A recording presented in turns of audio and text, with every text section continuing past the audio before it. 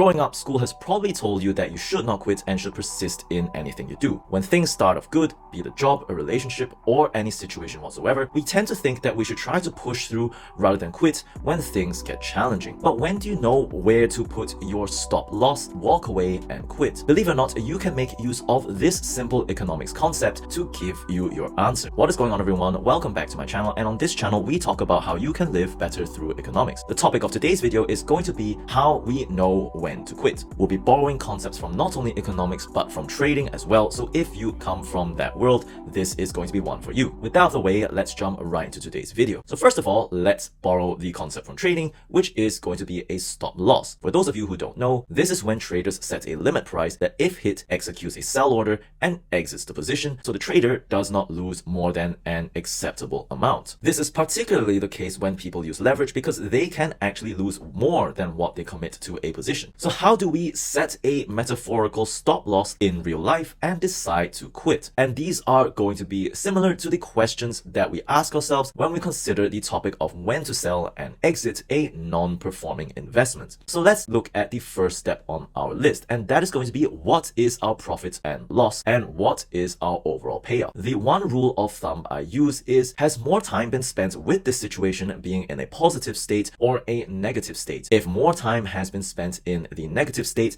then this situation is technically in a loss when it comes to units of time. So for example, if you have been sticking out in a dead-end job for longer than it has been good for, then well, it might be time for you to start looking elsewhere rather than succumbing to the sunk cost fallacy. Speaking of the sunk cost fallacy, this moves us on to our next point, which is the question of what can I rotate my investment into and will it deliver higher returns? This hinges around the concept of opportunity cost, which is the best opportunity or payoff that we forego by continuing to stick with a particular choice. The other concept that is relevant to this is the concept of scarcity. It is important to remember that things like time, attention, and emotional investments are finite resources from our perspective. By continuing in an unproductive situation, you're only pouring more of such scarce resources into an unfavorable investment that is unlikely to yield a return. So this whole concept of everything being an investment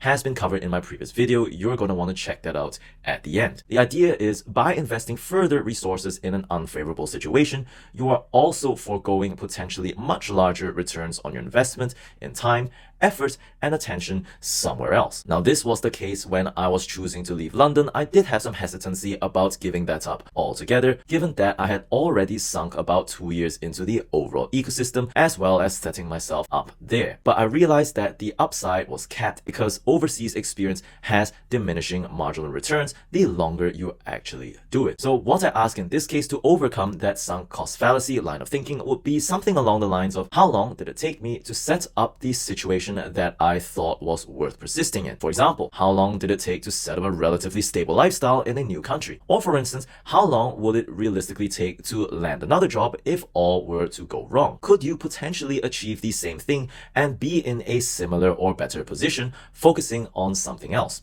And if this time frame is acceptable to you, or even better, shorter than the amount of time that your situation has been unproductive, then it could be time to walk away. Finally, the last question that we can learn from the finance world is that of, has the narrative changed or has the market moved? It is one thing to persist when the underlying narrative is solid. For example, if a sound investment were to fall 10 to 20%, but the fundamentals have not yet changed, we as investors are more likely to hold on to that asset. However, if the fall in that particular investment was not just because of a secular bear market, but because maybe the stuff that a company produces are no longer relevant, then the narrative has clearly changed. Applying this to our own life, let's go back to the idea of the law of diminishing marginal returns. Now, one example is that of working overseas. There is a marginal benefit to doing that in the form of experience, but there is also a marginal cost with every month you continue to stay on. It could come in the form of rent, it could come in the form of higher taxes. Given that marginal benefit, which is the benefit of every additional unit of something, tends to decline over time, there will come a point where marginal cost